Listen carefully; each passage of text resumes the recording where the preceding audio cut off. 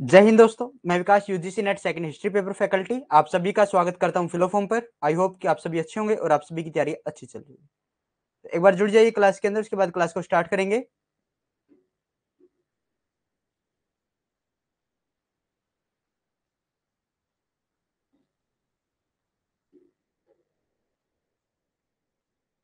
जुड़ जाइए सभी, उसके बाद क्लास को शुरू करेंगे भाई।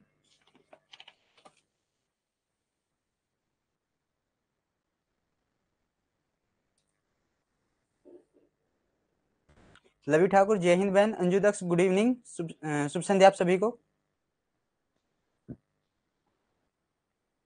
और जिस भी बच्चे ने अभी तक टेलीग्राम ग्रुप को ज्वाइन नहीं किया उसको ज्वाइन कर लो, व्हाट्सएप ग्रुप को ज्वाइन कर लो, ताकि यूजीसी नेट के रिगार्डिंग अगर कोई न्यू अपडेट आएगी और हमारी क्लासेस के रिगार्डिंग अगर कोई न्यू अपडेट आती है और क्लासेस जो यूट्यूब पर होती है वो उनके जो नोटिफिकेशन है, उनके जो लिंक्स हैं वो आपको यहाँ पर प्रोवाइड होते रहेंगे।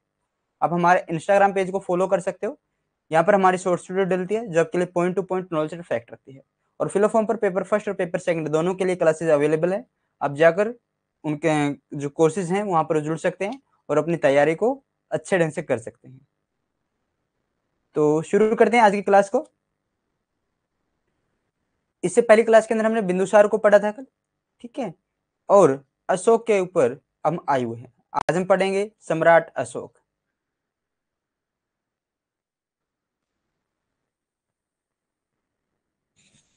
सम्राट अशोक महान।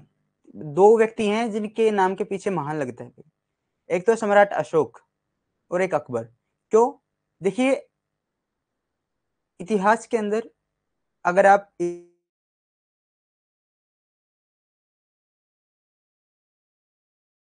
धर्म से अपनी किसी भी प्रकार की जो भावनाएं हैं उनसे अगर दूर रखकर देखेंगे, यानी इतिहासकार जो होता है वो एक न्यायाधीश की तरह होता है।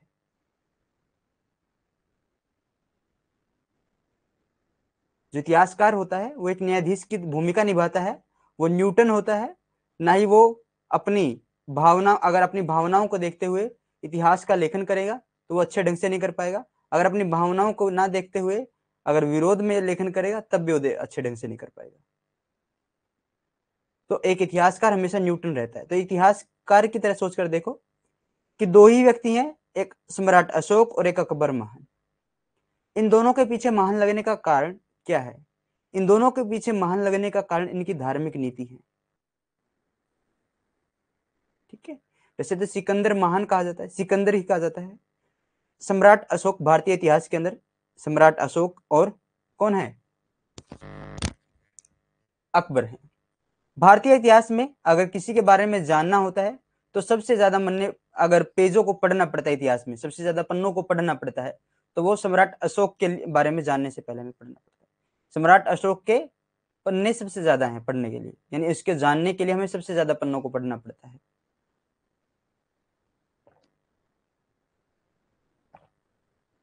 तो जुड़ जाइए, क्लास को शुरू करते हैं। सम्राट अशोक। सम्राट अशोक का जन्म 304 ईसा पूर्व में हुआ था। उनके पिता का नाम बिंदुसार और माता का नाम सुभद्रांगी था। सुभद्रांगी जो नाम इनका था ये अशोक वदान के अनुसार था, अशोका वदान के अनुसार। बिंदुसार के 16 पत्नियां और 101 पुत्र थे, ये बात कहते हैं महावंश के अनुसार, ठीक है। देखिए, सम्राट अशोक महान का जन्म 304 ईसा पूर्व में हुआ था। माता पिता का नाम बिंदुसार था और माता का नाम सुभद्रांगी। महावंश में उल्लेख के अनुसार सिहेली की द्विंतियों के अनुसार अशोक ने अपने भाइयों को 99 भाइयों को मार डाला था और शासक बन गया था। शासक बनने से पहले वह उज्जैनी के राज्यपाल थे। बौद्ध धर्म से पहले अशोक को शिकार का बहुत शौक था और वह खास तौर पर मोर का मांस पसंद करते थे। देखिए, कौन है भाई सम्राट अशोक? पिक्चर्स भी आप देख रहे हो पीछे। जन्म पता लग गया, 304 बीसी, बिल्कुल आसान है। 3 4 बीसी, ठीक है। 3 के बाद क्या आती है काउंटिंग में? 4 आती है, ठीक है। तो 304 बीसी में इनका जन्म हुआ था। पिता बिंदुसार, माता का नाम सुभद्रांगी, सुभद्रांगी।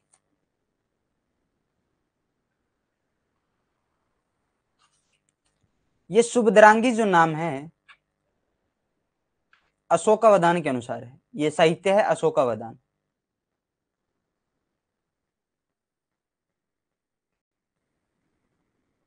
अशोकावदान के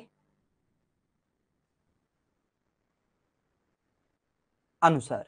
फिर इनका अन्य नाम हमें देखने को मिलता है,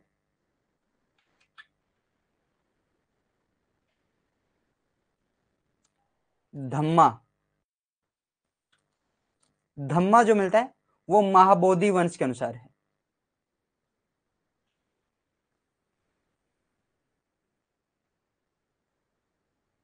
वंश के अनुसार इनका नाम क्या मिलता है, धम्मा। जनपद कल्याणी एक नाम और है, जनपद कल्याणी। ये नाम हमें देखने को मिलता है दिव्यावदान के अनुसार।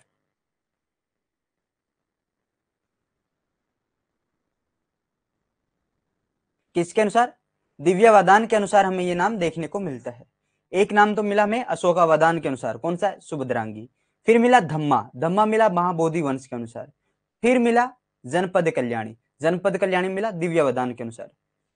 अशोक के जन्म पर कहा जाता है, अशोकावदान के अनुसार, अशोकावदान साहित्य के अनुसार कहा जाता है कि सुभद्रांगी को महल से लगभग निष्कासित कर ही दिया था।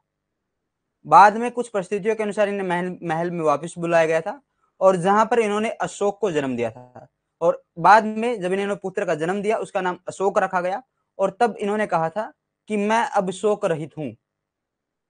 ठीक है, अशोक के जन्म पर क्या कहा,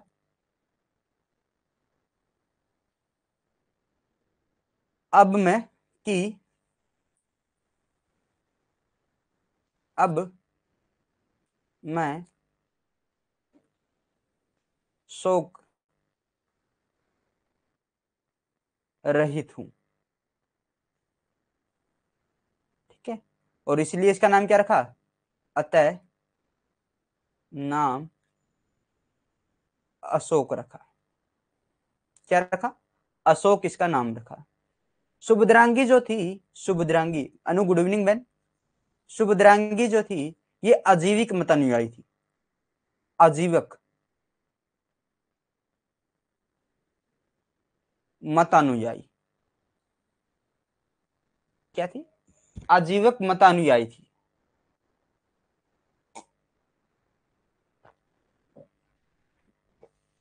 सुभद्रांगी आजीवक मत अनुयायी थी, और इनके जो कुल गुरु थे,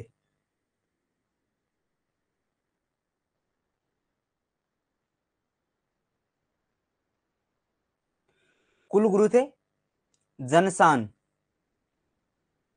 जनसान एक आजीवक मुनि थे। क्या थे, आजीवक मुनि। आजीवक संप्रदाय के संस्थापक कौन है, कमेंट करना एक बार।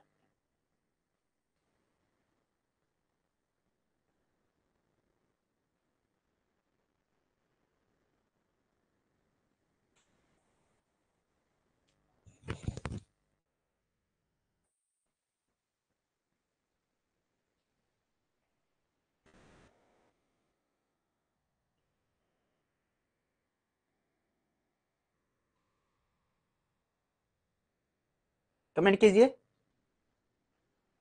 आजीविक संप्रदाय के संस्थापक।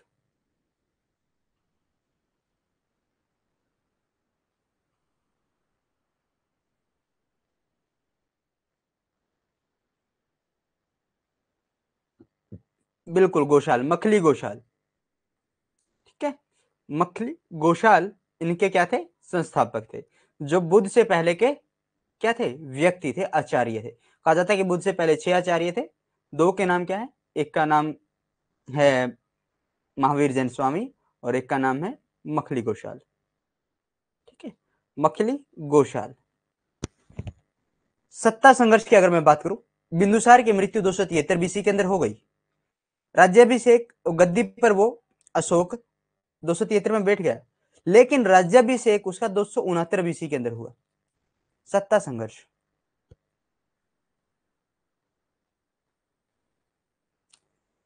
बिंदुसार है, मृत्यु हुई 273। इसमें क्या हुआ, गद्दी पर बैठा अशोक। ठीक है, गद्दी पर कौन बैठा? अशोक। लेकिन राज्याभिषेक कब हुआ? राज्याभिषेक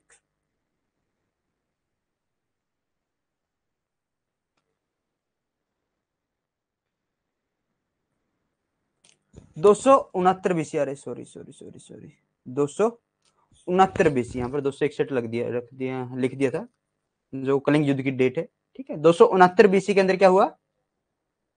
इन्होंने राज्याभिषेक इनका हुआ था। सिंगली साहित्य, सिंगली साहित्य मतलब जो श्रीलंका का साहित्य है वो बताता है, वहां पर अनुश्रुतियां हैं, कहानियां हैं कि उन कहानियों के अनुसार 99 भाइयों को मार दिया था, केवल वितिशोक 30 को छोड़कर।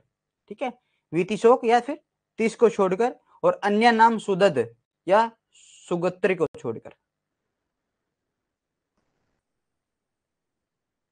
यहां तक की चीजें समझ में आ गई?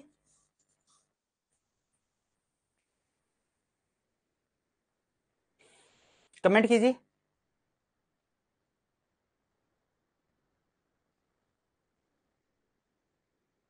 सम्राट अशोक का जन्म 304 बीसी के अंदर हुआ। माता का नाम सुभद्रांगी। जो इनकी माता का नाम सुभद्रांगी हमें मिलता है वो अशोकावदान के अनुसार मिलता है। अशोकावदान के अनुसार कहा गया है कि जब ये सुभद्रांगी के गर्भ में थे तो सुभद्रांगी को निष्कासित कर दिया गया था महल से, और लगभग बाद में उनको बुलाया गया था, और बाद में ही उन्हें महल में एक पुत्र की प्राप्ति हुई। तब उन्होंने कहा था कि अब मैं हर शोक से रहित हूं, इसलिए इनका नाम अशोक रख दिया गया था।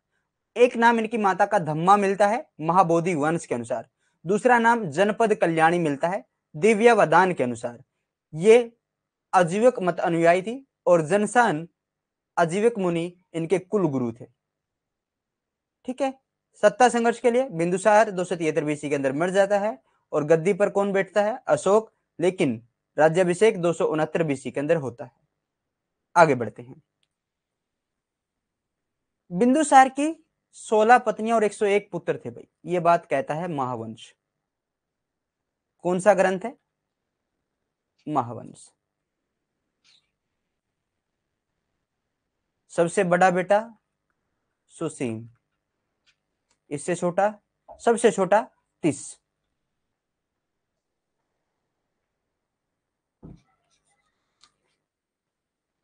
तीस के अन्य नाम,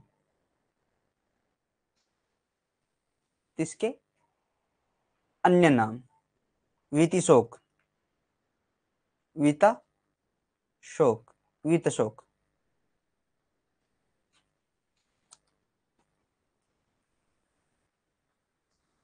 वीतशोक।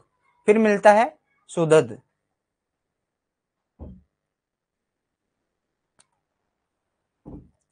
सुगत्तर। ये नाम क्या है इनके? उपनाम है। ठीक है, तो इसके उपनाम क्या है? वितशोक, वितशोक, सुदत, सुगत्तर। कहते हैं कि तिश को छोड़कर इसने अपने सभी भाइयों को मार दिया था। राज्याभिषेक कब हुआ? 269 बीसी के अंदर। अनंतपुर एक जगह है, अनंतपुर।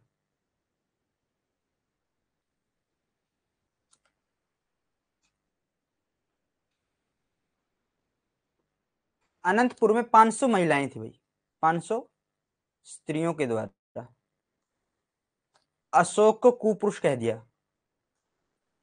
अशोक को क्या कहा? कुपुरुष। क्रोधित होकर अशोक ने इन स्त्रियों को जिंदा जलवा दिया था।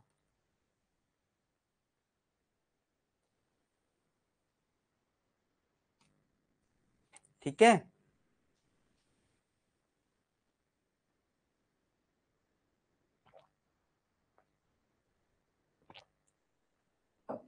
अनंतपुर में 500 महिलाएं थी।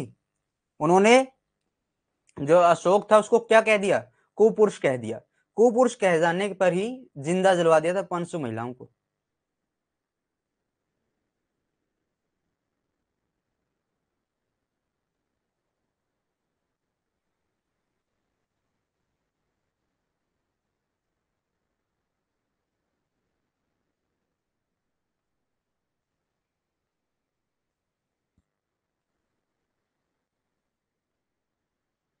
नरक द्वार।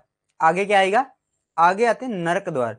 अशोक के द्वारा कुछ नरक द्वार बनाए गए थे, यातना ग्रह, ठीक है, यातना ग्रह बनाए गए थे, यातना देने के लिए जगह बनाई गई थी, और जिनका निरीक्षण स्वयं अशोक करता था। आगे बढ़े।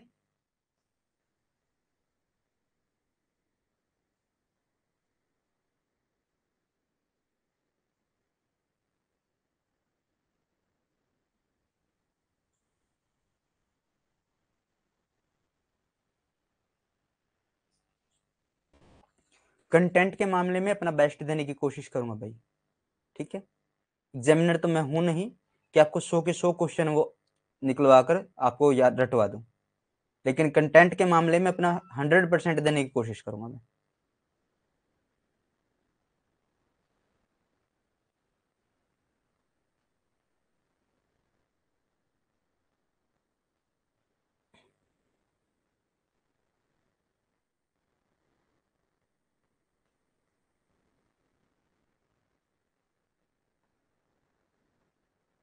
आगे बढ़ते हैं।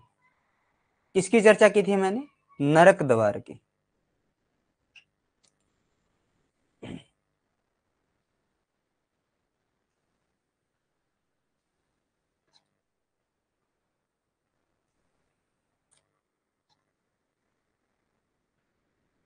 यातना ग्रह राधा गुप्त के कहने पर, राधा गुप्त के संकेत पर बनाए थे, गुप्त के संकेत पर बनवाए थे। हवेन सांग के बारे में सुना है।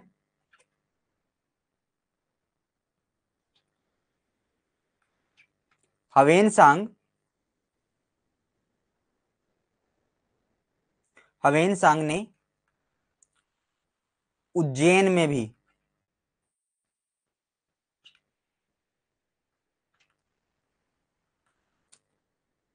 यातना ग्रह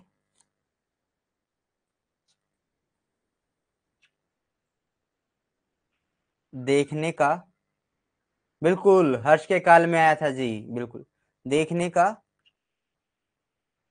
वादा किया है।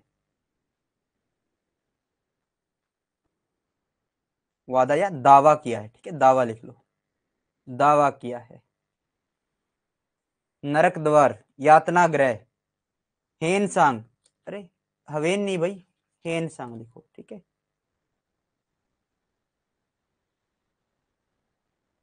हेन सांग ने उज्जैन में क्या देखने का दावा किया है, एक यातना ग्रह देखने का दावा किया है। फाहियान,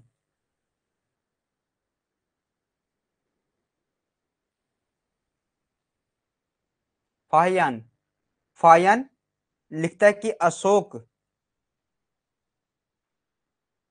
स्वयं इनका निरीक्षण करता था, यानी देखने जाता था, निरीक्षण, निरीक्षण स्वयं अशोक करता था। एक बाल पंडित थे,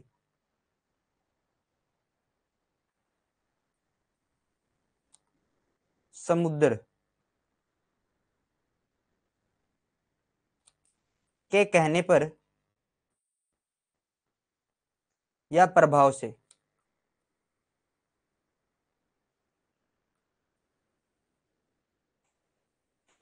इनको बंद करवा दिया था।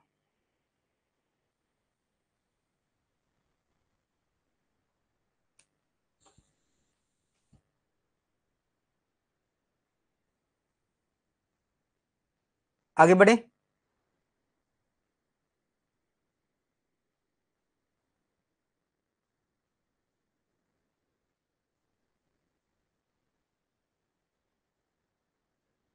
कमेंट कीजिए, आगे बढ़ेंगे उसके बाद।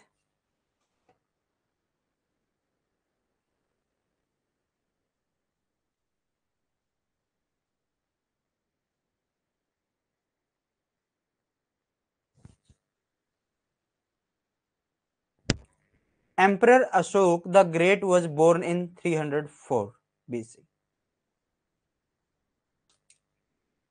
देखिए, नरक द्वार, नरक द्वार यानी यातना ग्रह, यानी कुछ ऐसे कमरे बनाए गए जहां पर यातनाएं दी जाती हैं। यह बनाने का काम किया था राधा गुप्त के संकेत पर, राधा गुप्त के कहने पर यह काम किया गया। उज्जैन में भी हेनसांग के द्वारा एक यातना गृह देखे जाने का दावा किया गया है। फाहियान लिखता है कि अशोक स्वयं इन यातना ग्रहों का निरीक्षण किया करता था। अशोक ने ये यातना ग्रह एक बाल पंडित, एक छोटे से बाल पंडित के प्रभाव में, बाल पंडित का नाम क्या है, समुद्र, समुद्र के प्रभाव से इनको बंद करवा दिया था।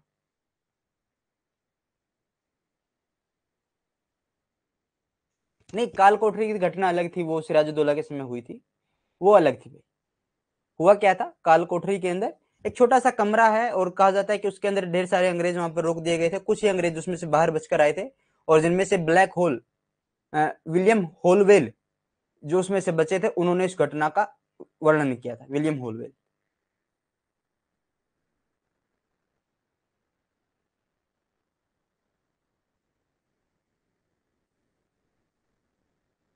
यातना गृह आप समझिए जैसे कोई ऐसी जगह है जहां पर कैदियों को ले जाकर, हाँ, पनिश करने के लिए था, कोई ऐसा प्रॉपर प्लेस बनाया गया है, ठीक है, वहां पर ले जाकर जिस अपराध के द्वारा, जिस अपराधी ने अपराध किया और उस अपराध की क्या सजा है, उसको वो सजा दी जाती थी वहां पर ले जाकर, ठीक है।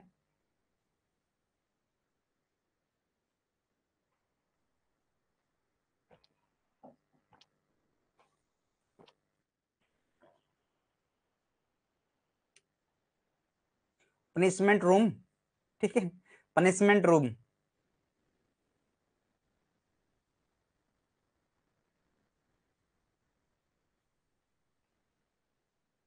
नहीं, जेल में नजरबंद दो तरीके होते हैं। नजरबंद जब करते हैं, ठीक है, तो आपकी जो व्यक्तिगत स्वतंत्रता होती है आर्टिकल 19 के तहत, उसमें से होता है। उसमें होता क्या है कि आपको नजरबंद किया जा सकता है या आपके घर के अंदर ही, या आपको किसी दूसरी जगह पर, और या फिर जेल में। लगभग आपको नजरबंद 3 महीनों के लिए किया जा सकता है, ठीक है। लेकिन फिर भी कोई ऐसी कोई ऐसा संशय होना चाहिए जो देश के लिए खतरा माना जाए। नजरबंद अलग होता है।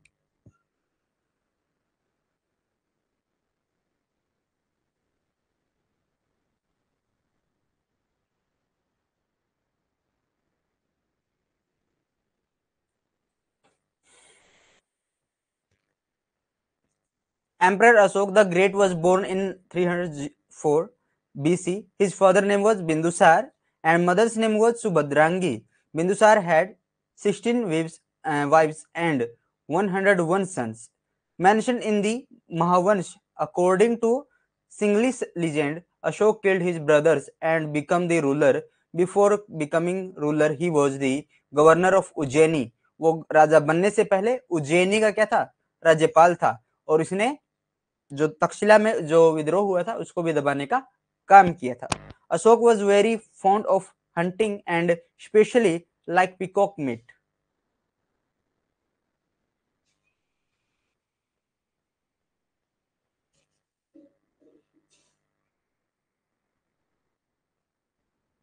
नहीं लवी, वो वैसा नहीं है, देखो आप समझ नहीं पा रहे हो, ठीक है। देखिए,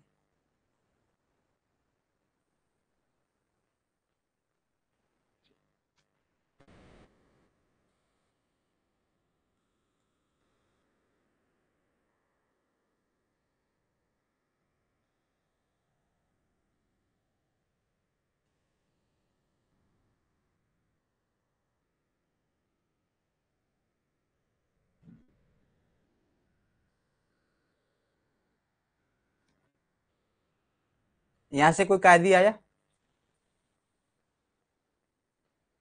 और इस रूम में छोड़ दिया, ठीक है। इस रूम में जो व्यक्ति हैं वो क्या करेंगे, इसको पनिष्ड करेंगे। ऐसा था वो यातनागर है, ठीक है। इससे आप अनुमान लगा सकते हैं।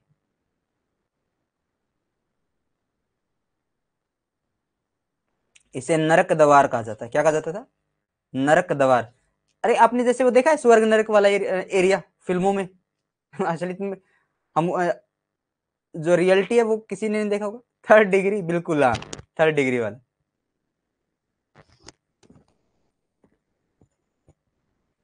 ठीक है, जो थर्ड डिग्री दी जाती है ना, वो तो किसी अपराध को मनवाने के लिए दी जाती थी, ये अपराध का पता लग जाने के बाद दी जाती थी।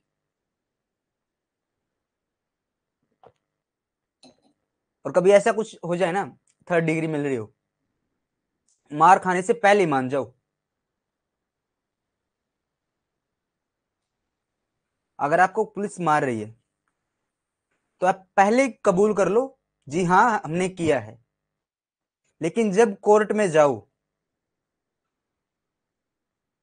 कोर्ट में जाते ही बोलना, माय लॉर्ड, मेरे साथ जबरदस्ती की गई है, मुझे मारा पीटा जाने था, और मुझे धमकियां मिल रही थी, ऐसा न करने की, अगर मैंने इसको कबूल नहीं किया तो मुझे मारने पीटने की बात की जा रही थी, तो मैंने डर में उसमें ये कबूल किया था, मैंने ये कसूर नहीं किया है।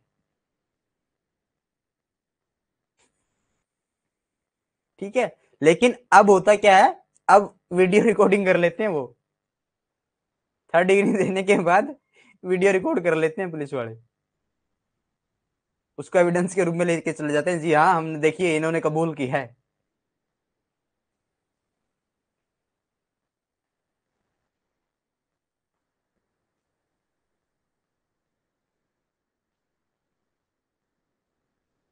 चलिए आगे बढ़ते हैं, ऐसा ना हो, आप अच्छे हो, और मैं चाहता हूं आप एक अच्छे समाज का निर्माण करेंगे, एक ऐसे राष्ट्र का निर्माण करने में सहयोग करेंगे जहां पर सबको सम्मान हो, सबका सम्मान हो, सबके साथ अच्छा व्यवहार हो, और जहां पर किसी भी प्रकार की कोई कुप्रथाएं ना हो, क्योंकि आपके ऊपर ही भविष्य निर्मित है। आप आगे जाकर अच्छे अच्छे अध्यापक बनोगे, अच्छे अच्छे प्रोफेसर्स बनोगे, ठीक है, और एक अच्छे समाज में आने वाले बच्चों का एक अच्छा मार्गदर्शक करोगे।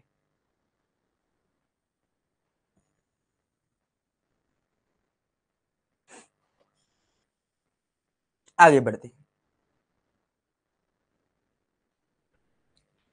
कलिंग युद्ध 261 बीसी में, इससे पहले अशोक के राज्याभिषेक के वर्ष, जो वर्ष है, अभिलेखों में घटित घटना है। अशोक के राज्याभिषेक के वर्ष से, या अशोक के समय से, एक मिनट नोट डाउन कीजिए, अशोक के राज्याभिषेक के, राज्य अभिषेक के वर्ष के से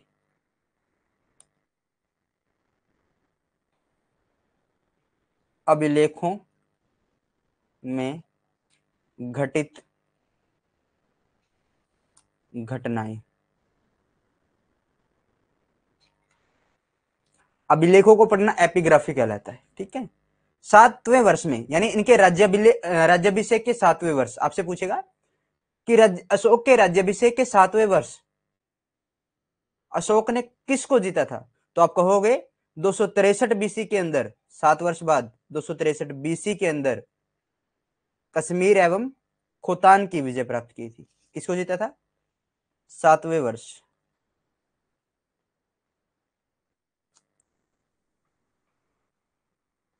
263 बीसी लगभग, कश्मीर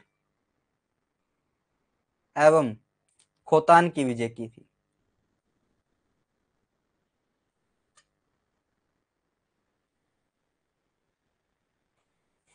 कहां की विजय की थी? खोतान की विजय की थी।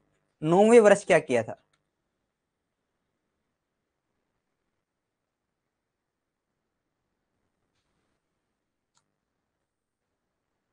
261 बीसी क्या किया था? कलिंग विजय।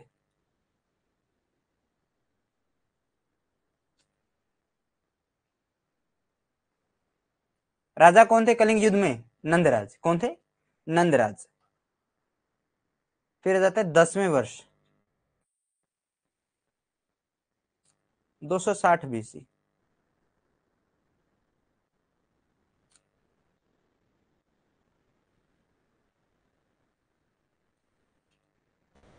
बोध गया की यात्रा। बोध गया की यात्रा की थी। 11वें वर्ष,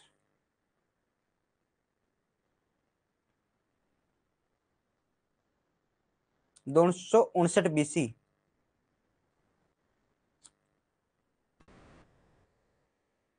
प्रथम लघु शिलालेख की रचना, प्रथम लघु शिलालेख की रचना 12वें वर्ष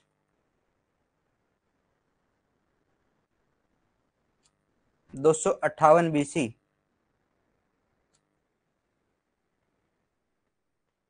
सुदामा व विशव झोपड़ी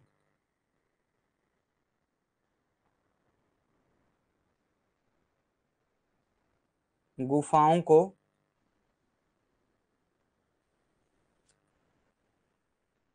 आजीविकों को दान दिया था।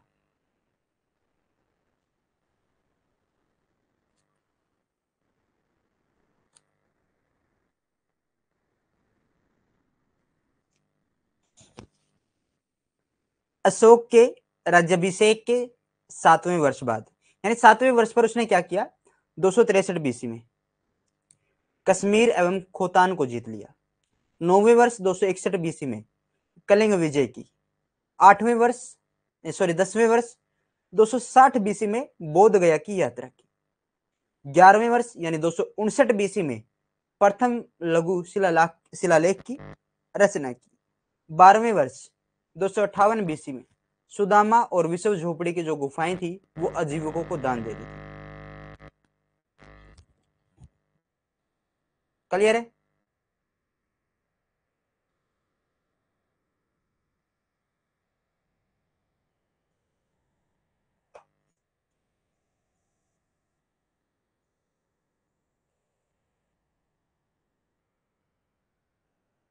अब देखते हैं कलिंग युद्ध को। क्लियर है सभी का? अनु क्लियर है बहन?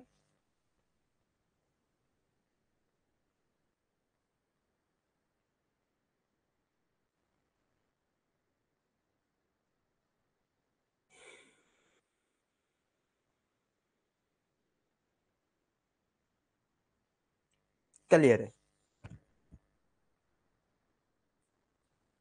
कलिंग युद्ध 261 BC में हुआ था। राज्याभिषेक के 8वें वर्ष बाद 9वें वर्ष में हुआ, यानी 8वां वर्ष खत्म हो चुका था, खत्म होने वाला 9वें वर्ष के अंदर। इस समय कलिंग का राजा नंदराज था। देखिए कलिंग युद्ध 261 BC, 9वें वर्ष कहते हैं इसको, ठीक है।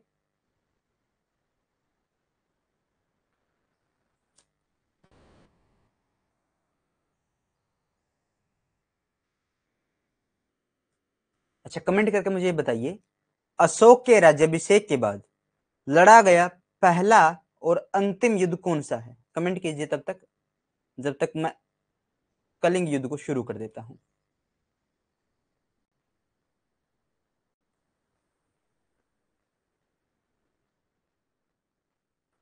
राज्याभिषेक के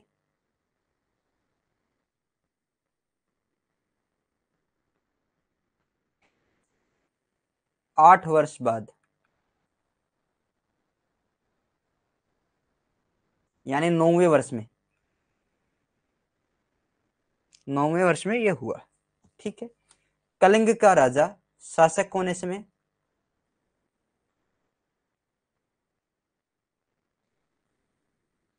नंदराज। कलिंग, लवी ठाकुर कह रही हैं कि कलिंग का युद्ध था, ठीक है। अशोक,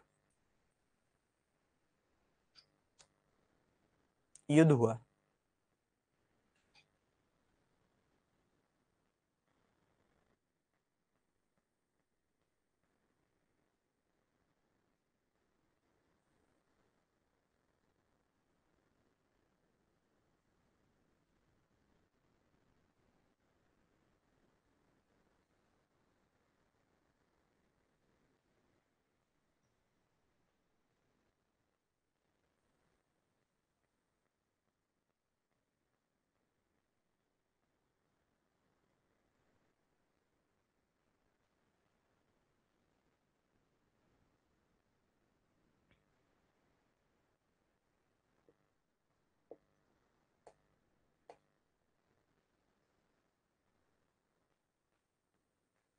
आपको ये क्वेश्चन ढूंढ कर लेकर आना है, ठीक है। लवी ठाकुर भी राइट है भाई, कुछ किताबें आपको कलिंग दिखाएंगी।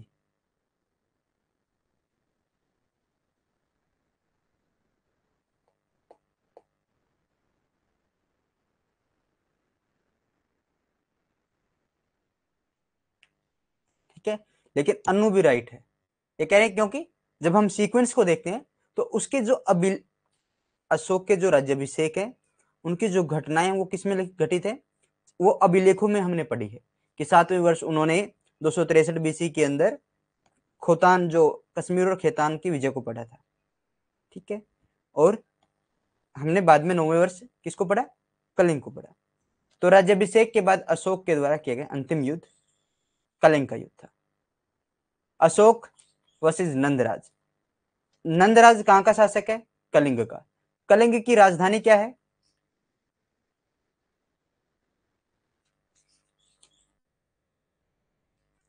कलिंग की राजधानी तोसली।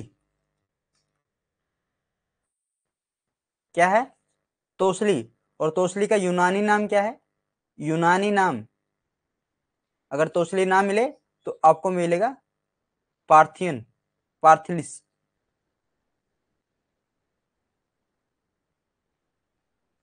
पार्थलिस। ठीक है, पार्थलिस नाम इसका आपको देखने को मिलेगा। अब युद्ध के कारण थे क्या थे, साम्राज्य विस्तार की नीति, व्यापार की दृष्टि से क्या था, महत्वपूर्ण था कलिंग। ये बात कहते हैं पिलनी।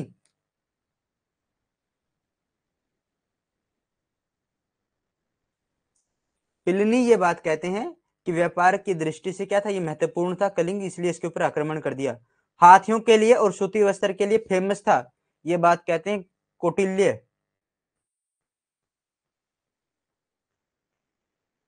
कौन कहते हैं भाई, कौटिल्य ये बात कहते हैं समुद्री लुटेरों से।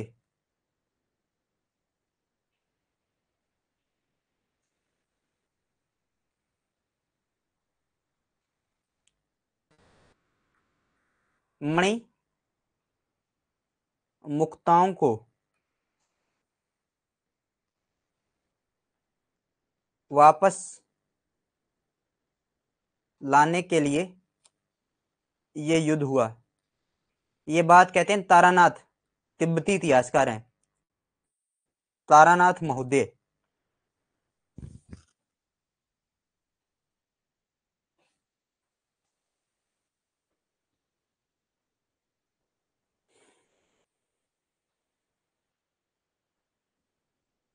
कलिंग युद्ध समझ में आया।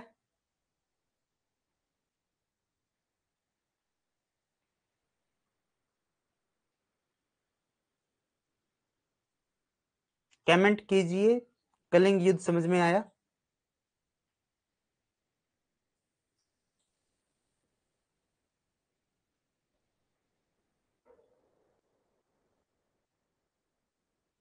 यस।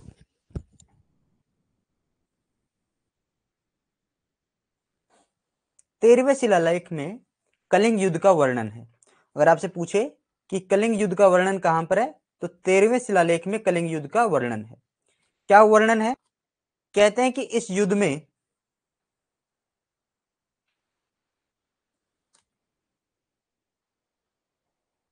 1 लाख लोग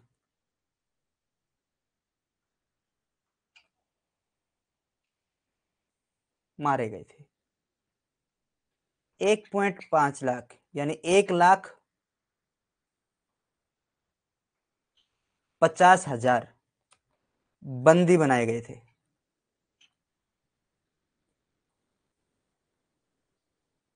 बनाए गए थे। कई लाख लोग इस युद्ध में, युद्ध की वजह से फैलने वाली बीमारियों से मारे गए थे।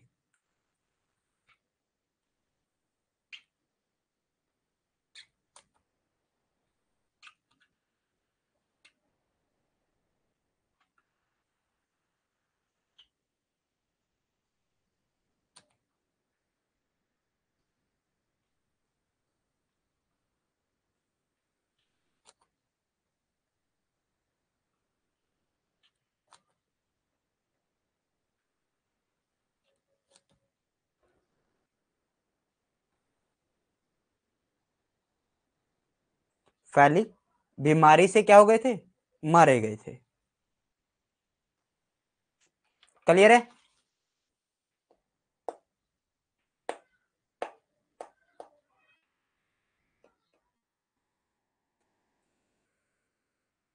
आगे बढ़ते हैं। Kalinga war 261 BC happened in it the 9th year after 8 years of coronations. At this time, the king of Kaling was Nandaraj. Reason for war: policy of empire expansion. जो पॉलिसी थी एम्पायर एक्सपेंशन की, साम्राज्य विस्तार की, उसका कारण था। was important from a business point of view. ये बात कही प्लिनी ने, कहा कि जो कलिंग है वो बिजनेस के पॉइंट ऑफ व्यू से इंपॉर्टेंट है। was famous for elephants. ये बात कही कौटिल्य ने, कहा कि वो सूती वस्त्र और एलिफेंट्स के लिए फेमस है। The description of the war is found in the 30th inscription. जो अशोक के इंस्क्रिप्शन है उनमें से 13th जो इंस्क्रिप्शन है उसके अंदर इसका वर्णन मिलता है। क्लियर है?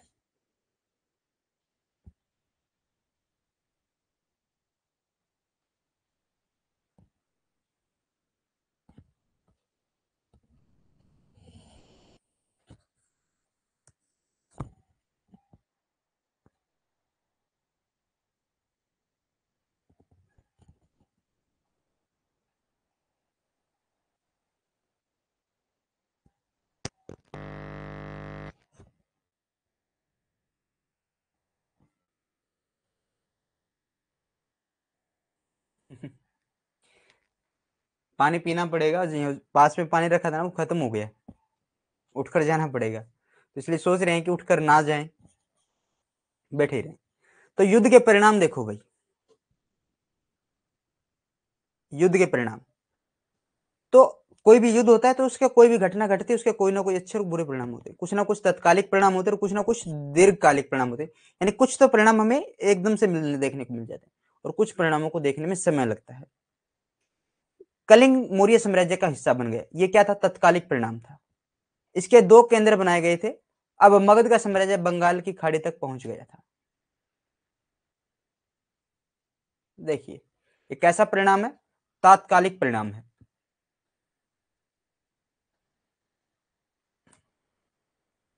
तात्कालिक यानी साथ के साथ। कलिंग जो था वो किसका हिस्सा बना? मौर्य साम्राज्य का। और मौर्य साम्राज्य अब कहां तक चला गया था? बंगाल की खाड़ी तक। कहां तक फैल गया था? अरब सागर। अब जो मगध का साम्राज्य था, मगध का साम्राज्य बंगाल की खाड़ी तक फैल गया था। कहां तक? बंगाल की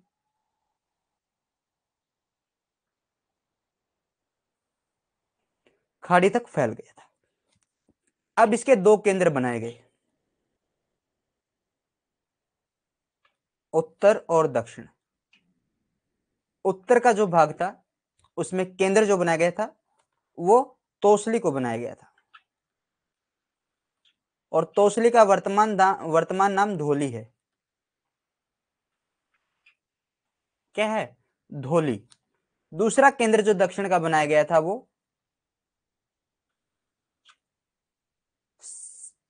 समापा बनाया गया था। क्या बनाया गया था? समापा बनाया गया था। समापा वर्तमान नाम जोगढ़।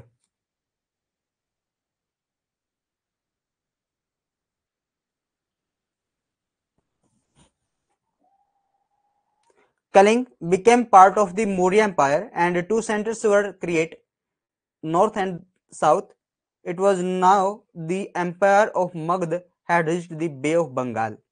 अब जो मगध का साम्राज्य था वो कहां तक चला गया था? बे ऑफ बंगाल तक चला गया था।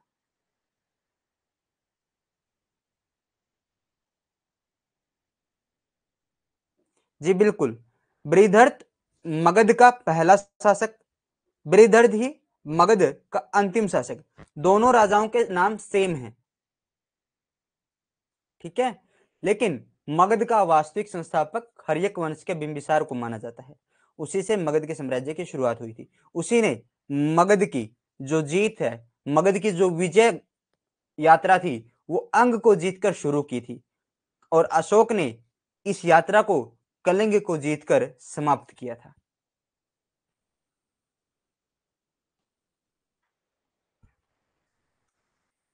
एच.सी. चौधरी कहते हैं, एच.सी. चौधरी।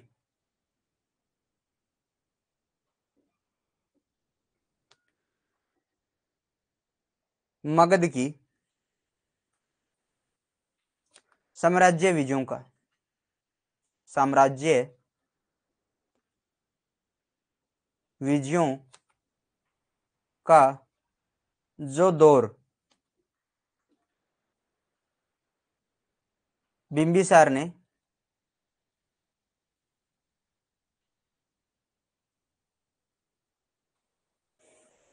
अंग विजय से शुरू किया था।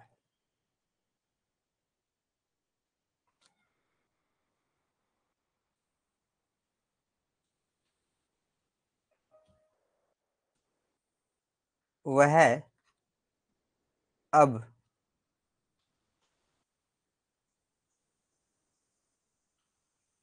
अशोक की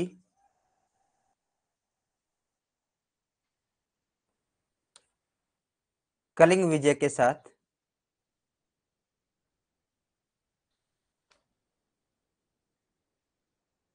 समाप्त हुआ।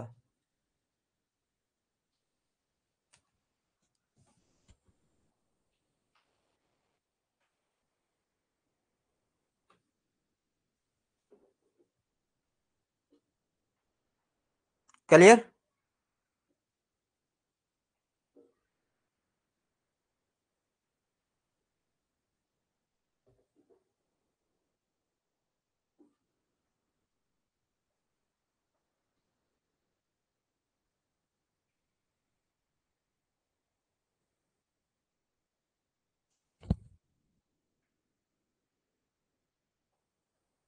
अशोक ने हृदय परिवर्तन के तहत भेरी घोष के स्थान पर धम घोष अपना लिया। ठीक है, अशोक ने क्या किया, ये क्या है, दीर्घकालिक परिणाम।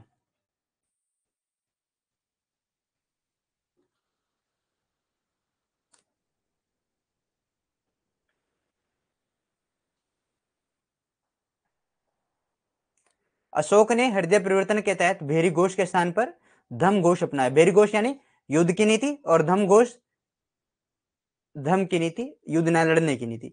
इसकी घोषणा का वर्णन हमें 8वें वृद्ध शिलालेख में मिलता है। उसमें कहा गया है,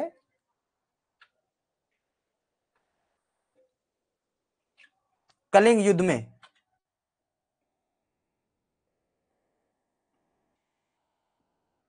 जितने भी प्राणी मारे गए हैं,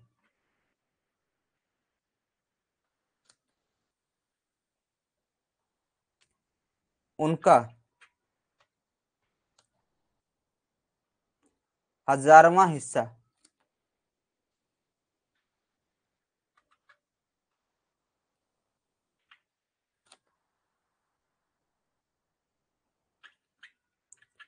भी भविष्य में देवनाम प्रिय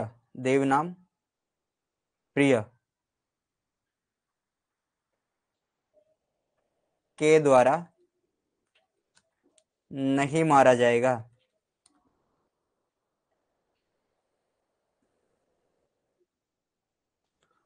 और बौद्ध धर्म स्वीकार किया।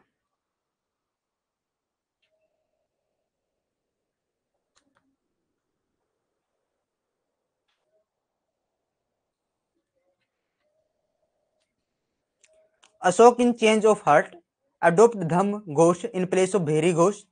The description of his announcement is found in the 8th large rock edict.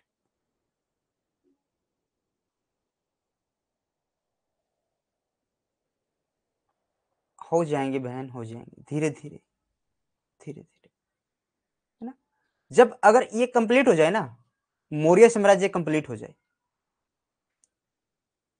ठीक है, फिर कोई डाउट बचे फिर कमेंट कर देना कि ये चीज बच गई भैया, ये करवा दो। जब मैं इनके शिलालेख करवाऊंगा ना, तब मैं आपको इनके नाम करवाऊंगा, ताकि शिलालेख के साथ वो नाम आपको याद रहे। ठीक है, जब हम इनका साहित्य पढ़ेंगे ना, जब हम इसके साहित्य को पढ़ेंगे, तब हम इसके क्या करेंगे, नाम को याद करेंगे, क्योंकि एक तो हमें यह पता लग जाएगा कि किस अभिलेख में क्या नाम है। अब वो चीजें अब भी करवानी पड़ेंगी और बाद में साहित्य में भी करवानी पड़ेंगी, तो कंफ्यूजन हो जाएगी ना एक ही चीज। तो इसके साथ रखते हैं यहां पर।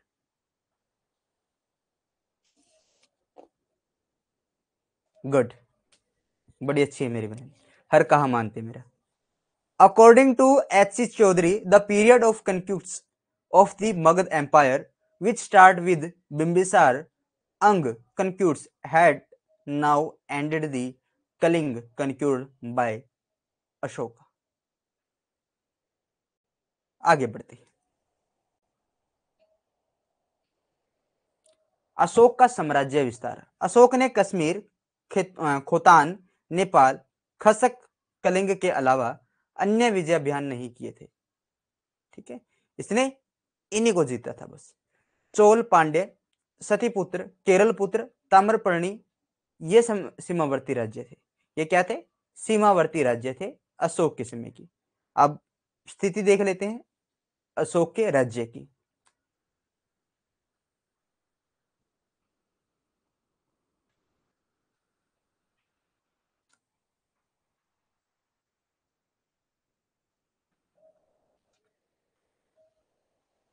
हिंदुकुश पर्वत, अफगानिस्तान, यहां पर उत्तर में तो यह है, दक्षिण में कर्नाटक। मक्का सबसे ज्यादा कहां पर होता है? कर्नाटक में होता है। ठीक है, कर्नाटक। बंगाल की खाड़ी, पूर्व में कौन है? बंगाल की खाड़ी। पश्चिम में क्या है? गुजरात। काठियावाड़,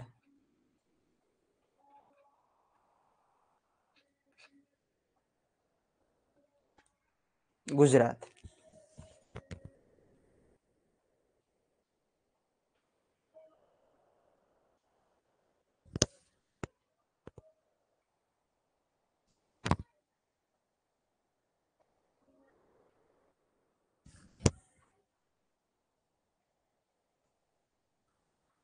असम जो था, असम व सुदूर दक्षिण एरिया अशोक के साम्राज्य से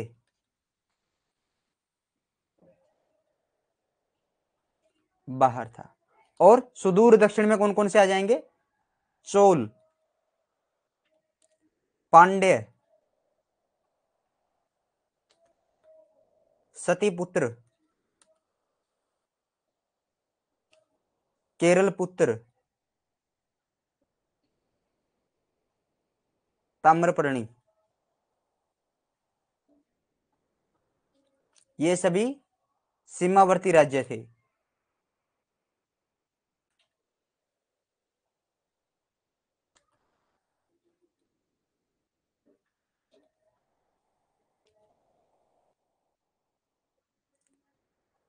अशोक के राज्य में शामिल नहीं थे।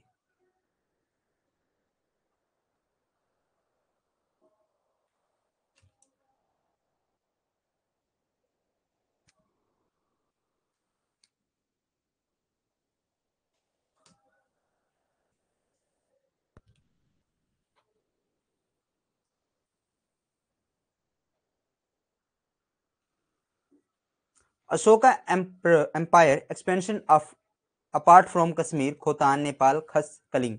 Ashok did not do any other conquest campaign. ठीक है, इनके अलावा उसने अदर कैंपेन कोई भी नहीं किया है। चोल, पांड्य, सतीपुत्र, केरल पुत्र, ताम्रपर्णी वर दी border state and did not part of the empire of Ashok. ये अशोक के साम्राज्य का हिस्सा नहीं थे।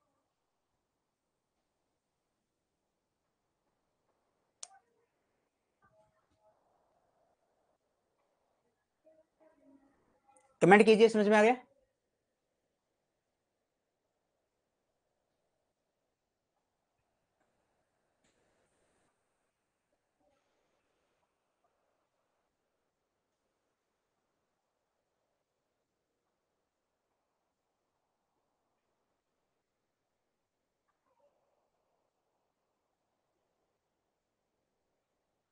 क्लास कैसी लग रही है? बोर तो नहीं हो रहे ना?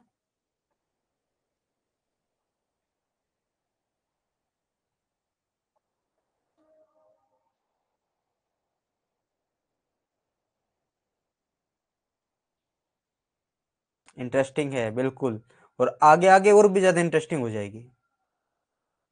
ऐसा बेहतरीन कंटेंट आपके पास होगा, दोबारा आपको उसको एडिट करने की आवश्यकता नहीं है।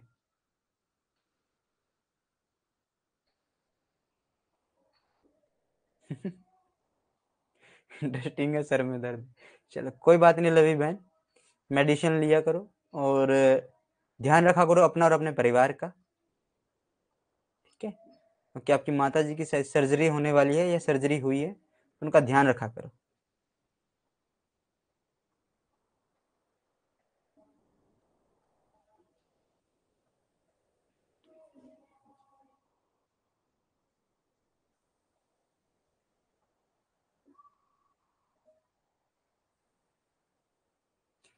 घर के काम से क्या परेशान होना बहन, कर्म है, ठीक है?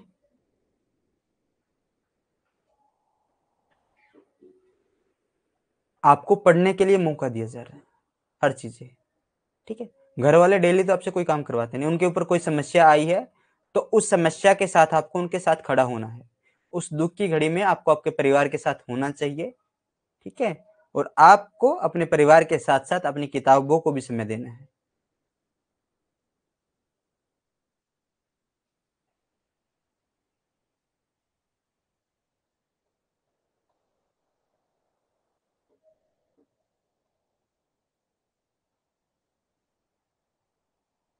लवी, हम जितने भी हैं ना, हम सभी एक ऐसे ही परिवार से जुड़े हुए हैं जहां पर समस्याएं हैं। हम सभी, मैं, आप, जितने भी यहां पर हैं, समस्याएं सभी के साथ है, परंतु उन समस्याओं में छोटी छोटी खुशियां भी हैं, तो आप उन खुशियों को भी देखा कीजिए,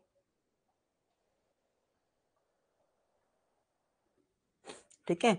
अकबर कहते हैं बीरबल से कि बीरबल, इस दीवार पर एक ऐसी बात लिखो कि अगर मैं खुश हूं तब भी मुझे ज्यादा खुशी ना हो, अगर मैं दुखी हो जाऊं तब भी मुझे ज्यादा दुख ना हो। तो बीरबल जाता है उस दीवार पर लिखता है कि ये समय है, बीत जाएगा।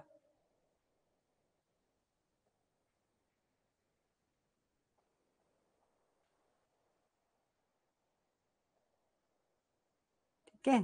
तो ये समय है, बीत जाएगा, घबराना नहीं है। आपने बुद्ध को पढ़ा है, आपने जैनिज्म को पढ़ा है, तो उसको सिर्फ पढ़ना नहीं है, उनसे सीखना है।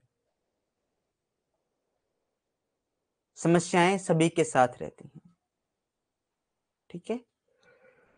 हम दुआ करेंगे, भगवान से प्रेरणा करेंगे, प्रार्थना करेंगे कि आपके जो परिवार की समस्याएं हैं वो जल्दी समाप्त हो और आप फिर से एक अच्छे नए स्वास्थ्य के साथ आगे बढ़ें और एक अच्छे कदम पर बढ़ाएं और एक अच्छे अचीवमेंट को प्राप्त करें, और सब कुछ जल्दी ठीक हो जाएगा, घबराना नहीं। आगे चलते हैं। आगे अब राजतरंगिणी की हम चर्चा करके देखते हैं भैया, राजतरंगिणी के अंदर क्या कहा गया, क्योंकि कश्मीर को जीता है। कश्मीर के इतिहास की जानकारी सबसे बेहतरीन स्रोत राजतरंगिणी है भाई, उससे बेहतरीन स्रोत कुछ भी नहीं है जो कश्मीर के बारे में बता सके। सबसे बेहतरीन स्रोतों में जो गिनती होती है ना, वो राजतरंगिणी के बारे में कहा जाता है, क्योंकि राजतरंगिणी को वैज्ञानिक इतिहास की पहली पुस्तक माना जाता है भाई, ठीक है? वैज्ञानिक इतिहास की पहली पुस्तक किसे माना जाता है? राजतरंगिणी को माना जाता है।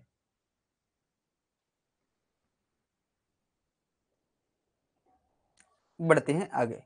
राजतरंगिणी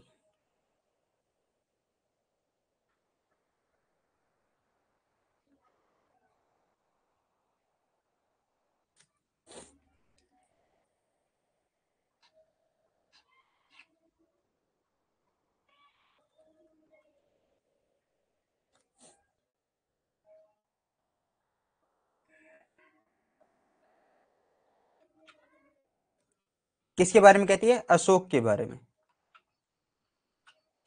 कहती है कि कश्मीर का क्या है, ये प्रथम मौर्य शासक है। राजतरंगिणी कहती है कि अशोक जो है ना, वो कश्मीर का प्रथम मौर्य शासक है, और कश्मीर के अंदर इसने किसे बसाया है?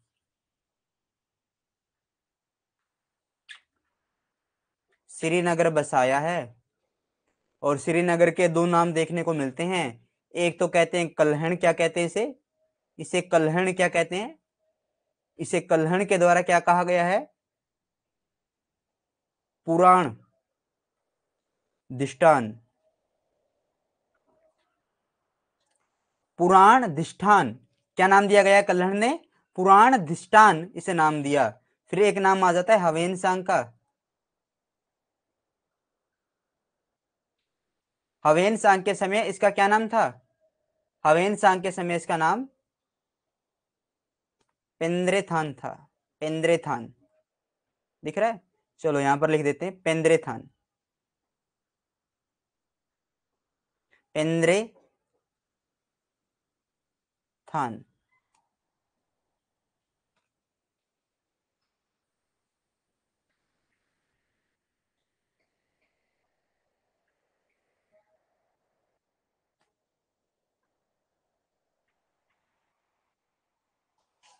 ठीक है, पेंद्रेथान इसका नाम दिया गया था। अशोक के यूनानी शासकों के साथ संबंध विजिबल है,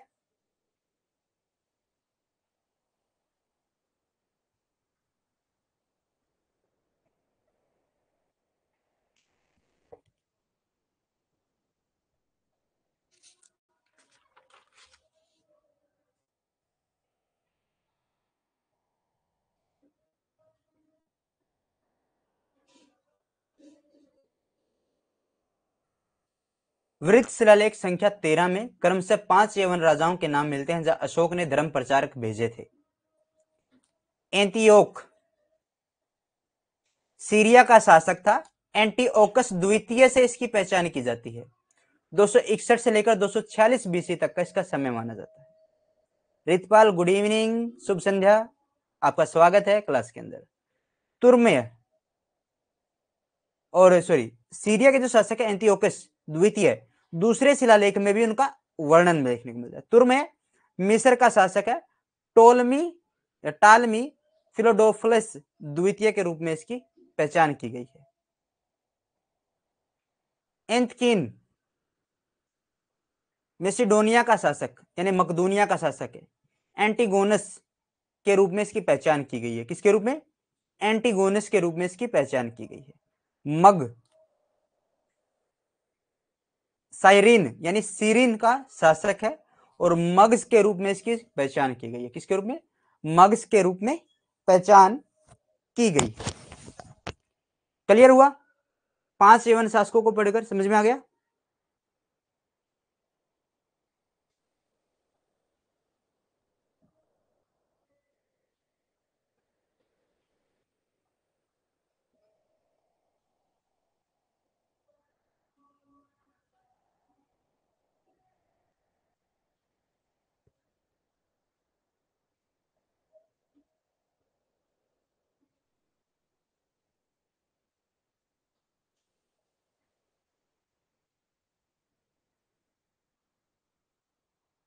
आगे बढ़े,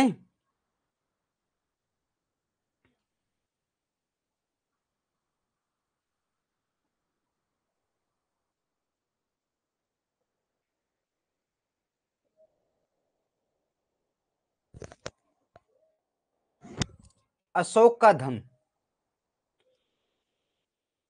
धर्मांतरण प्रारंभ में, यानी अशोक शुरुआत में निर्ग्रोध को भिक्षा के लिए जाते हुए देखकर बौद्ध धर्म की ओर अशोक का क्या होता है, झुकाव हो जाता है। बाद में अशोक मोगलीपुत्र के प्रभाव में आता है और अंत में उसने बौद्ध धर्म बौद्ध भिक्षु उपगुप्त से धारण कर लिया था और बौद्ध धर्म की क्या की थी, दीक्षा ली थी। किसे, उपगुप्त से। किसे, उपगुप्त से। शुरुआत में क्या हुआ, धर्मांतरण हुआ।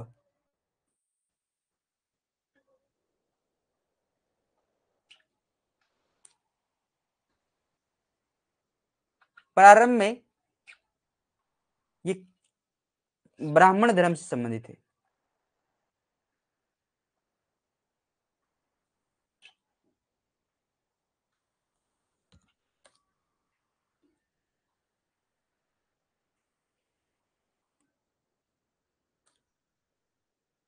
बौद्ध ग्रंथ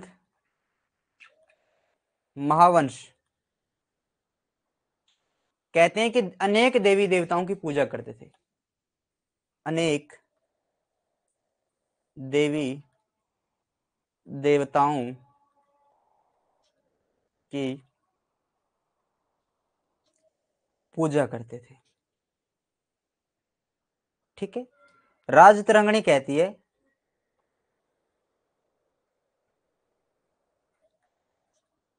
इनके जो इष्ट थे वो शिव थे और ये शिव उपासक थे।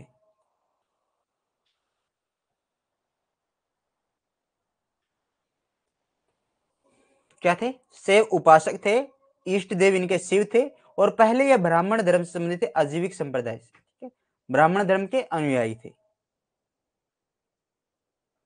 और इनकी माता सुभद्रांगी कौन से धर्म से संबंधित थी? कौन से किन से जुड़ी हुई थी? वो जुड़ी हुई थी किससे?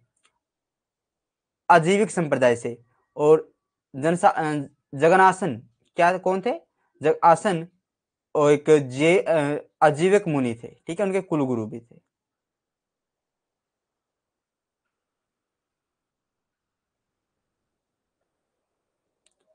आगे बढ़े, आगे देखिए हुआ क्या।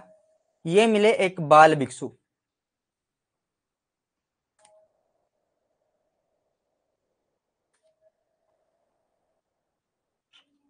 अनेक, अनेक में समझते हो, शैव धर्म के उपासक थे, शिव को इष्ट मानते थे। ठीक है, आपसे पूछा जाएगा कि अशोक ने अपने इष्ट देवता किसको माना है? किसको माना है? शिव को माना है। देवी देवताओं के बारे में कभी भी क्वेश्चन नहीं आता है, वो सिर्फ यही पूछते हैं किस अशोक के इष्ट देवता थे शिव, और अशोक किस मत से जुड़े हुए थे? पहले शैव धर्म से जुड़े हुए थे, ब्राह्मण धर्म से थे, लेकिन बाद में धर्म परिवर्तन कर करके आ गए थे, वो बौद्ध धर्म के अंदर आ गए थे। ठीक है, महावंश हमें कहता है कि वो अनेक देवी देवताओं की पूजा करते थे।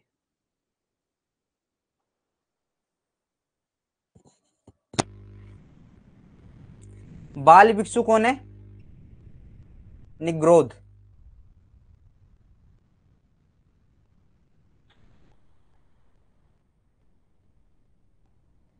अब आपको एक इंटरेस्टिंग बात पता चलेगी। निग्रोध पता है किसका लड़का है? सुशीम का लड़का है।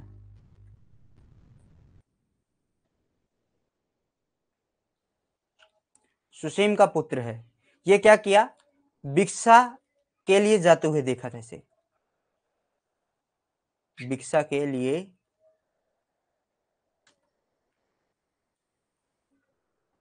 जाते हुए देखा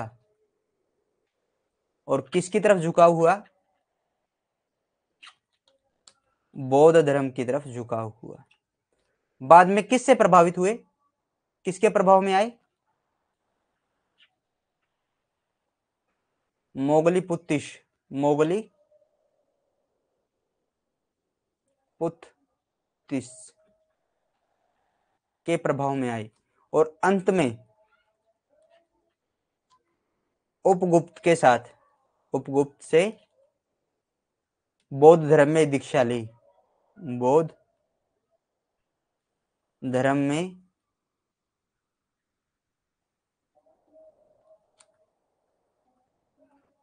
दीक्षा ली थी।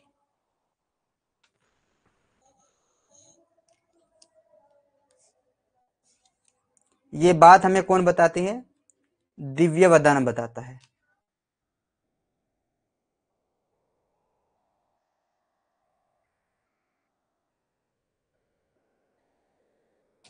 दिव्यावदान ये बात हमें बताता है।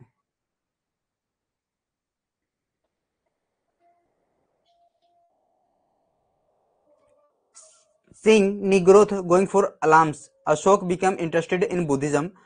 Later, Ashok come under the influence of Moghli and finally he took intention into Buddhism from the Buddhist monk Upgupta.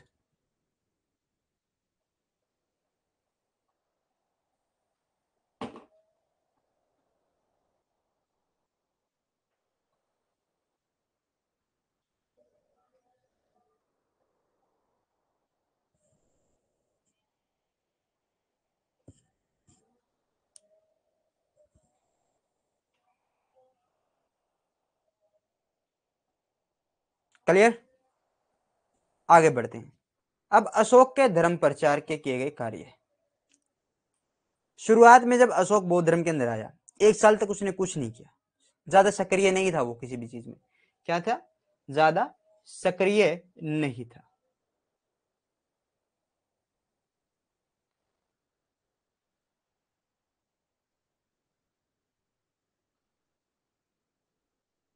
प्रारंभ में 1 वर्ष तक अशोक सामान्य उपासक के रूप में रहा, लेकिन 1 वर्ष बाद संघ की शरण में चला जाता है।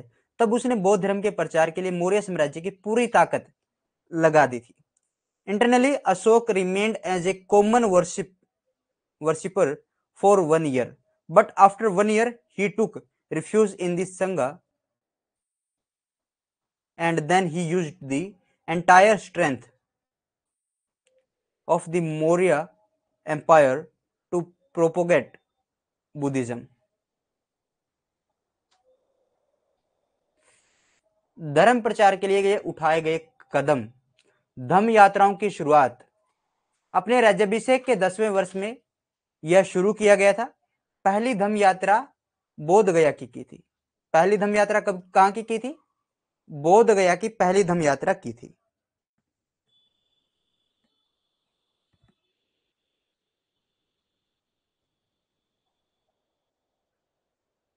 एक मिनट रुक जाइए भाई, रिवीजन कीजिए थोड़ा सा 1 मिनट में।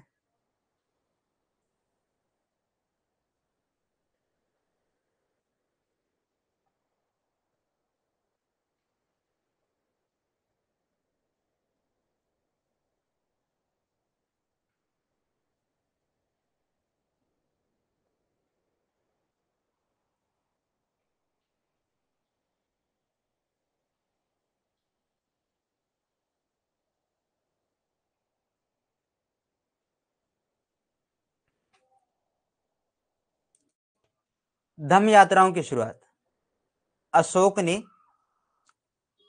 अपने राज्याभिषेक के 10वें वर्ष बाद यह शुरू किया था। पहली धम्म यात्रा बोध गया की थी, ठीक है, और विहार यात्राएं बंद करवा दी थी।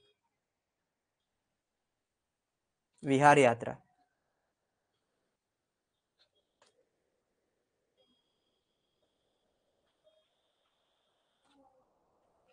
विहार यात्रा का मतलब है मनोरंजन यात्रा को बंद करवा दिया।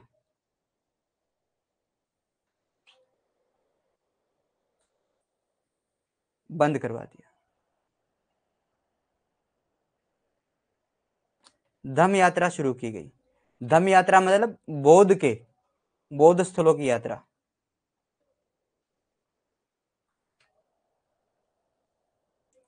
पहली धम्म यात्रा 10वें वर्ष में शुरू की गई थी राज्याभिषेक के, ठीक है, और पहली धम्म यात्रा कहां की गई थी? बोध गया में की गई थी। राज्याभिषेक के 20वें वर्ष में लुम्बिनी की यात्रा की थी।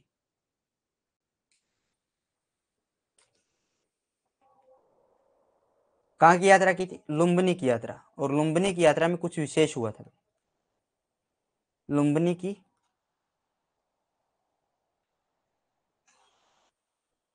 यात्रा भगवान बुद्ध का जन्म स्थल था। भगवान बुद्ध का जन्म स्थान जन्म स्थान था। इस समय यहां पर 2 कर थे।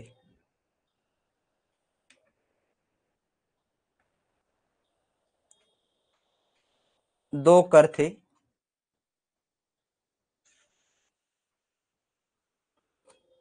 भाग, भूमि कर और बलि स्वेच्छा का धार्मिक भेंट।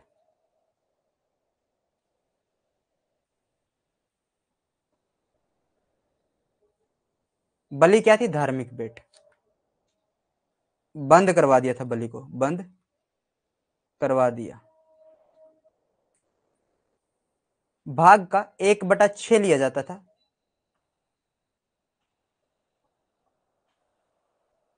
घटाकर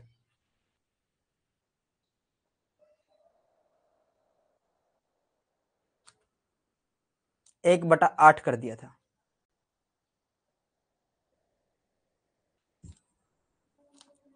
धार्मिक स्थानों के लिए, धार्मिक स्थानों की यात्रा के लिए दान दक्षिणा पर ध्यान दिया। ठीक है, आगे चले। Beginning of Dham Yatras started. This is in the 10th year of his coronations. The first Dham Yatra was to Buddhist Gaya, Bodh Gaya. Visited Lumbini in the 20th year of this coronation, यानी जब वो राज्याभिषेक, उसका राज्याभिषेक हुआ तो 20वें वर्ष वो वहां पर लुम्बिनी के अंदर गया। लुम्बिनी महात्मा बुद्ध की जन्मस्थली थी। वहां पर दो कर लिए जाते थे, एक तो भाग और एक बलि। बलि जो था धार्मिक भेंट थी, स्वेच्छा से लिए जाते थे, लेकिन बंद करवा दिया था उसको। भाग जो था भूमि कर था, और भूमि कर का 1/6 हिस्सा लिया जाता था, लेकिन बाद में उसको भी घटाकर कितना कर दिया था, 1/8 हिस्सा कर दिया था।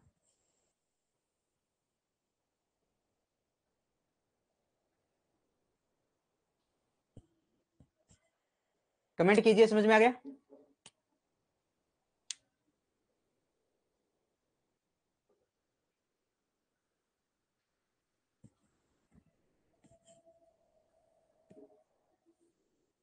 आगे बढ़ते हैं।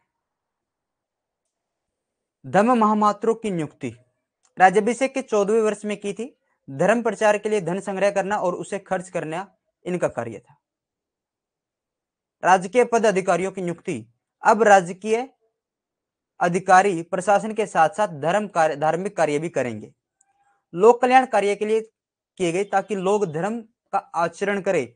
लोक कल्याण कार्य कैसे? जैसे सड़कों का निर्माण करवाया गया, सड़कें बनवाई गई, कुएं खदवाए गए, चिकित्सा के ऊपर ध्यान दिया गया, और चिकित्सा के ऊपर मनुष्य जानवर की चिकित्सा के ऊपर ध्यान देने वाला पहला राजा था ये।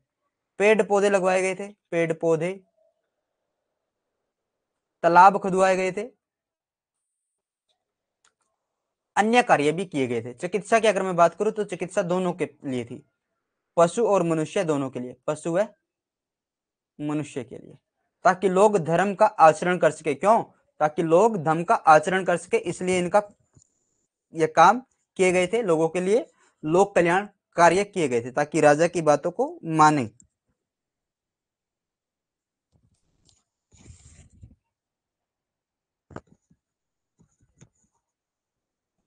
समझ में आ गया?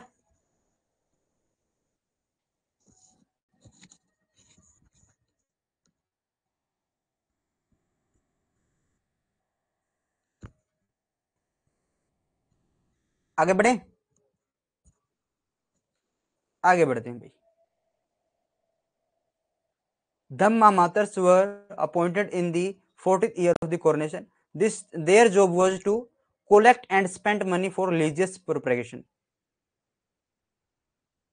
Appointment of government officials. Now government officials will be do religious work along with administrations. जैसे वो एडमिनिस्ट्रेशन का वर्क कर रहे थे, उसी के साथ वो अब रिलीजियस वर्क को भी डू करेंगे। Public welfare work were done so that people practice धम्म।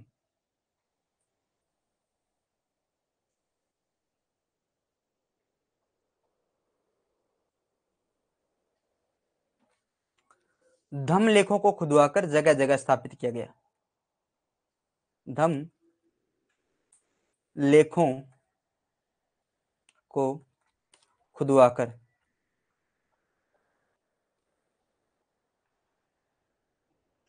जगह जगह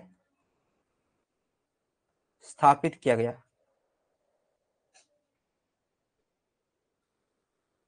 पत्थर पर होने के कारण, पत्थर पर होने के कारण यह चिरस्थायी रहे।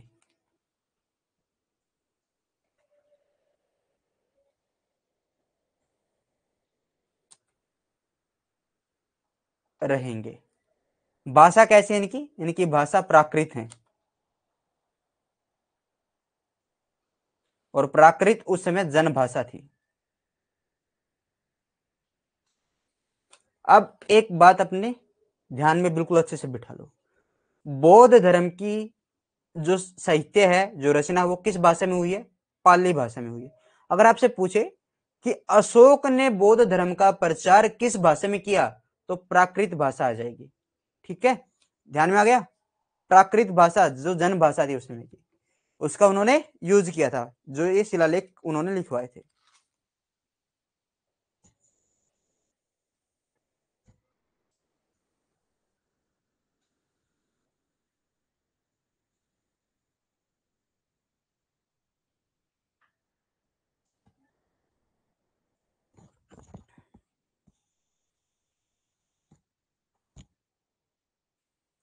समझ में आ गया।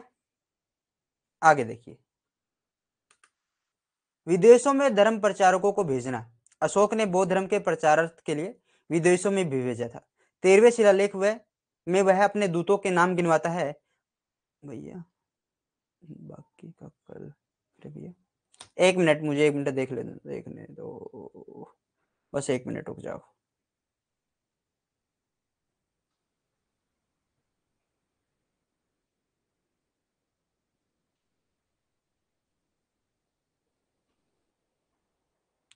ऐसा करते हैं, कर लेते हैं, जो ये बौद्ध धर्म प्रचारक भेजे गए हैं इनको पढ़ लेते हैं, बाकी का कल कर लेंगे, ठीक है। विदेशों में भी बौद्ध धर्म प्रचारक भेजे गए।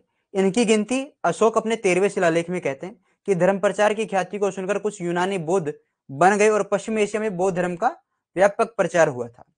सिंहली अनुसूचियों के अनुसार, दीपवंश और महावंश के अनुसार अशोक के राज्यकाल में पाटलिपुत्र में बौद्ध धर्म की तीसरी संगति की गई थी, जिसकी अध्यक्षता मोगलीपुत्तिश के द्वारा की गई थी। बौद्ध भिक्षु, इस संगति को समाप्ति के बाद विभिन्न देशों में बौद्ध धर्म के प्रचारक भेजे गए थे और जिनका नाम वह महावंश में इस प्रकार से आपको देखने को मिलेगा।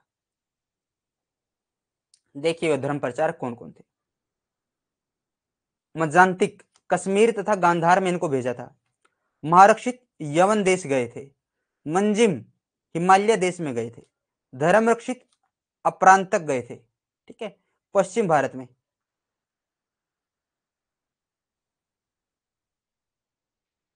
पश्चिम भारत में महाधर्मरक्षित महाराष्ट्र में गए थे। महादेव महिष मंडल मैसूर तथा मानधंता नर्मदा क्षेत्र।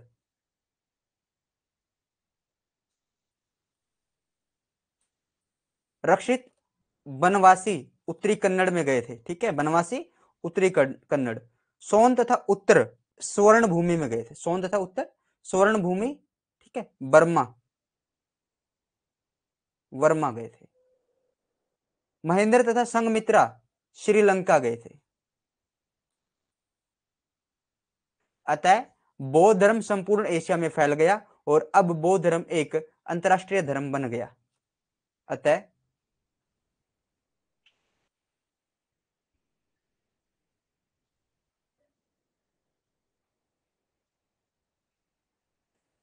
नहीं भाई, वो तिश अलग है, ये मोगली पुतिश है, मोगली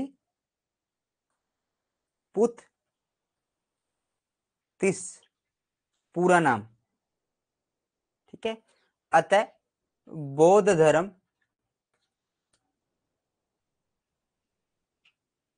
संपूर्ण एशिया में फैल गया।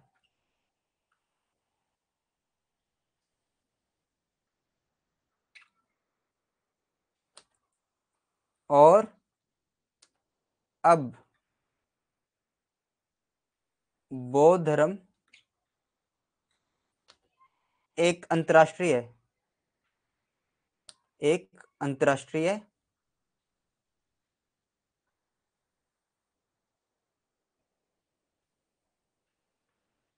धर्म बन गया, ठीक है। चीन से तो आए थे भाई बौद्ध धर्म की दीक्षा लेने के लिए, फाहियान हेवेनसांग चीनी यात्री, इत्सियांग, ठीक है, इत्सियांग होंगे, बताएंगे आपको चीनी यात्रियों के बारे में भी।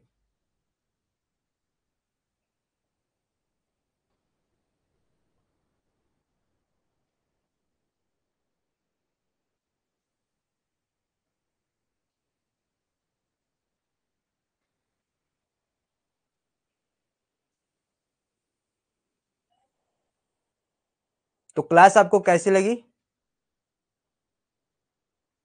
अशोक ने भी भेजा था, ठीक है ना, उसको मैं चेक कर लूंगा भाई। इसको मैं चेक कर लूंगा।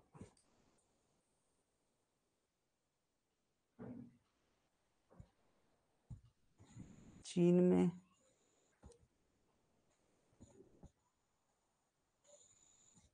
चलो कोई बात नहीं, इसको चेक करेंगे। ठीक है। मजांतिक, महारक्षित, मज्जिम, धर्मरक्षित, महाधर्मरक्षित, महादेव रक्षित, सोन तथा उत्तर। महेंद्र व संघमित्रा हर बार पूछे जाते हैं।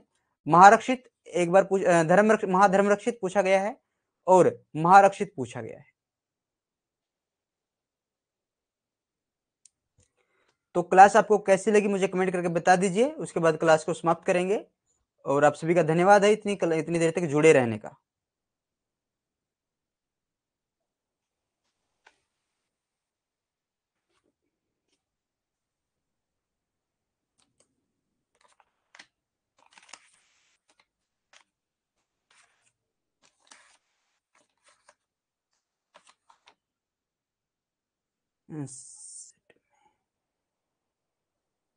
अच्छा, सेट में चीन का पूछा गया था, बिल्कुल।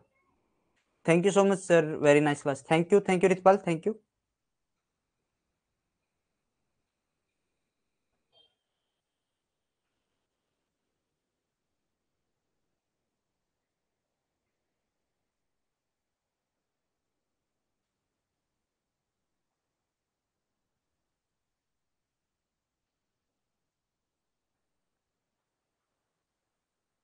वेरी नाइस क्लास भैया, and thanks. Thank you Anu man, आप सभी का धन्यवाद है क्लास में जुड़े रहने के लिए।